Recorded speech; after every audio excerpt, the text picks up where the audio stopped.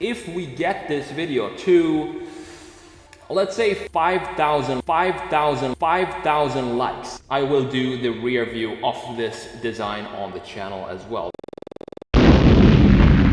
How's it going, guys? This is Sketchmonkey here and welcome back to a new video. And this is one I've been impatiently looking forward to. I'm so glad you got the first video, the front view, up to 5,000 likes so I can actually make this video rear view and put it on the channel as I said I would. So that's exactly what we're going to do in this video. Now, if you haven't checked out the first front view video, I recommend you go do that first, because that's going to give you more of a better overview of the entire design 360 all around. So you get the front view first, and then you can come back to this video and check out how the rear view is going to look. But if you've already checked it out, then we're good to go. So what we're going to do now is jump into Photoshop and see how this is going to turn out. Alright, so here we go once again in Photoshop. I feel this is a big one because to me, the Mark IV Supra, it's a special car. Not just because of the Fast and Furious franchise, but just because I loved this car as a kid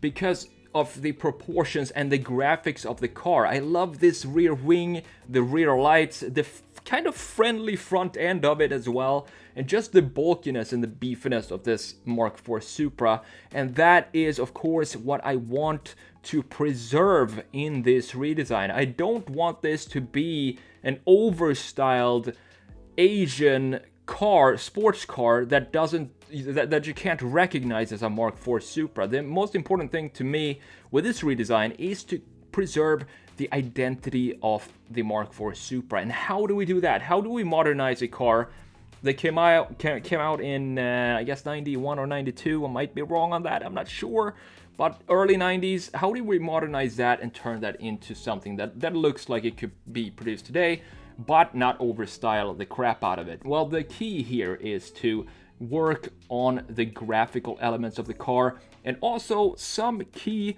body lines, such as the shoulder line, specifically in the rear. So I want to make a stronger line there to separate the side from the top part of the fender, and that would also give it this modern look. Because in the 90s, as you know, it was the melted cheese era where everything looked like it's been sitting in the sun for too long, like a piece of cheese that they sculpted into a car, and then they put it out in the sun for too long and it started to melt. That was kind of the definition of the 90s when it comes to car design. So I want to, of course, step away from that, or go away from that sort of design language and bring it in to today. And today we have a lot more sharp lines. We also have a lot more sharp lines that kind of fades in to a smoother surface. That's one of the big trends right now. And of course, light bars are everywhere. I struggled with this design here, as you will see later in this redesign, if I wanted to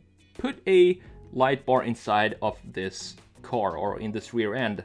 And you're gonna find out the result if I did it or not later in this video, of course. But what I'm struggling with right now is to figure out how to update the graphics of the rear. So the key graphics to me in the rear is this big bumper. It's a very thick and high bumper on the original Mark IV, and that's what I want to keep. I also want to keep the narrow rear lights. They kind of sit very close to each other, and it almost makes the Supra Mark IV from a rear look a bit cross-eyed. But that's one of the distinct features of the Mark Supra that I want to keep in this redesign as well. And that means that I need to keep a similar position of those lights when I get to that part later on in this video. Another thing I thought about here is I want to integrate a ducktail in this design. The original doesn't really have a ducktail, it just has an end where, because you already have a massive huge park bench on there, so why implement a ducktail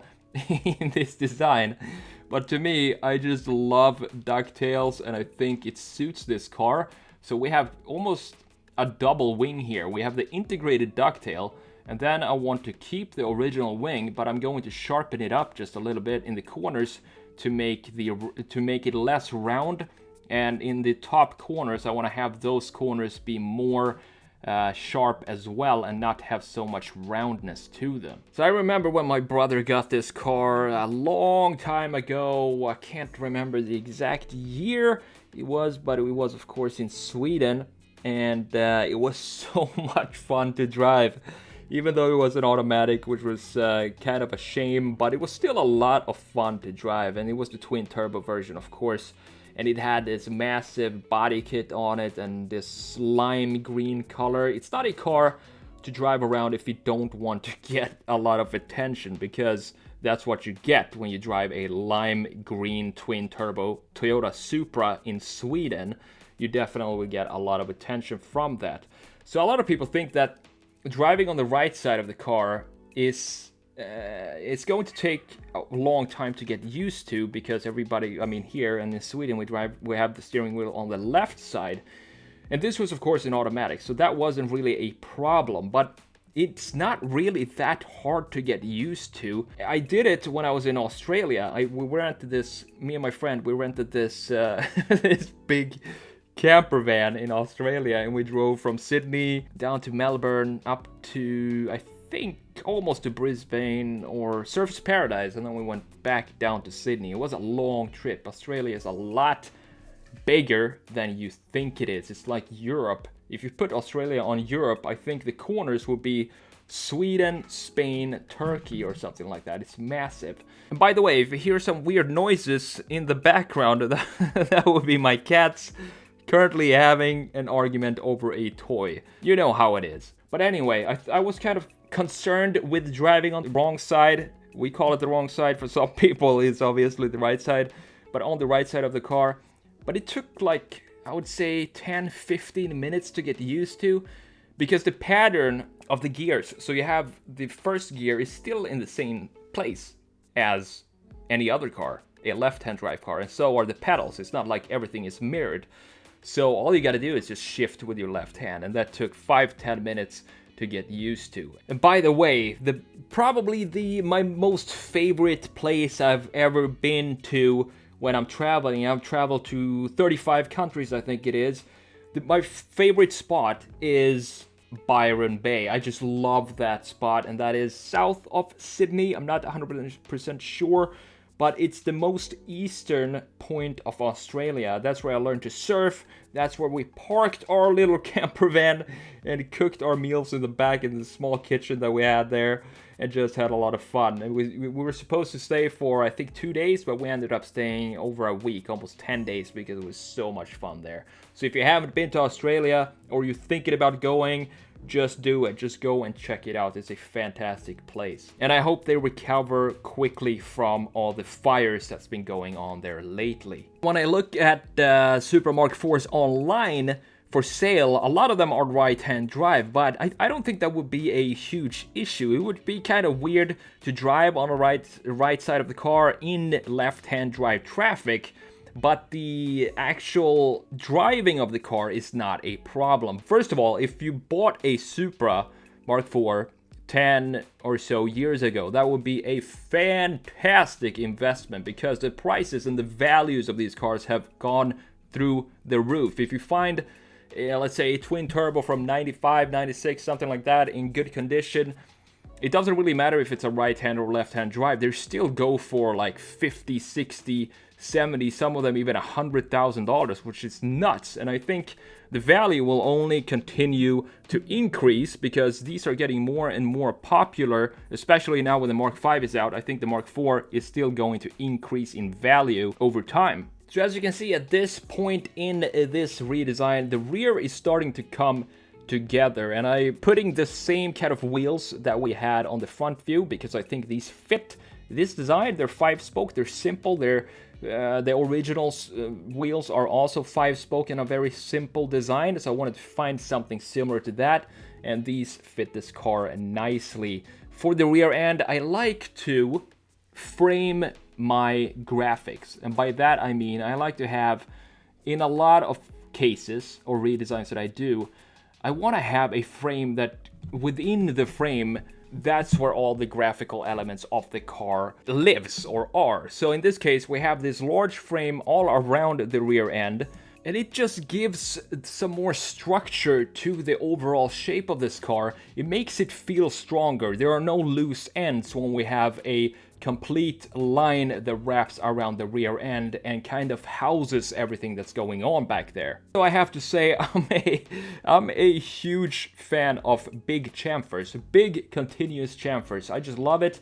I think it looks good on pretty much any product. And one of the easiest way to modernize a car from any era is to add a bunch of large continuous chamfers all over the car. It's funny, the older I get, this is weird because I remember 10 years ago what kind of cars I liked, but the older I get, the further back my interest for cars go, if that makes sense. So the older I get, the older cars I like. Right now it's back to the 60s and the 70s. Those are my favorite cars. And I also love these 90s cars, some of them. 90s is not my, it's not my favorite era of car design because of the melted cheese design language. But there are some cars in there that I just love, and this Mark IV Supra is definitely one of them. It's so different. It stands out from every single other car out there. The RX-7 looks like a skinnier car of this, but the RX-7 still has more traditional proportions than this beefy Mark IV Supra has. And if I'm gonna be honest with you, I can't wait to be in a position where my channel allows me to buy older cars and share with you on the channel. My dream with this channel is to take it to a level where I can buy not expensive cars, but older, kind of half project cars, and then find somebody and have them rebuild the car from my sketches. I know it's kind of a hard thing to do because older cars, I don't know how they would manufacture that, but that is my dream for this channel, and I hope you come along on the journey towards that goal. And definitely the Mark IV Supra is a car that I eventually want to own, but I don't think honestly I would do a lot to it. I love it in stock form, maybe just a little diffuser change on the rear, because I've seen a lot of aftermarket diffusers that look really good on this. It doesn't look ricey, it looks very classy, and it just follows the rest of the lines of the Mark IV Supra.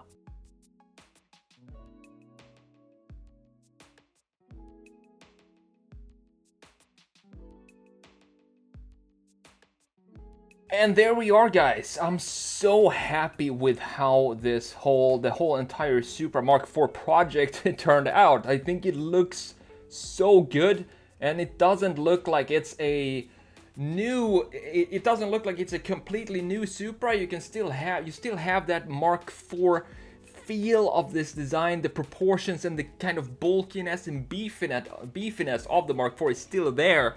Everything around it, the details, the graphics, the lines, that's what we want to update, but we want to keep that original proportions of the Mark IV, something that I thought was lost a little bit with the Mark V, because the proportions of the Mark V, it's more of a the wheelbase is shorter, which makes it look a lot smaller than the Mark IV.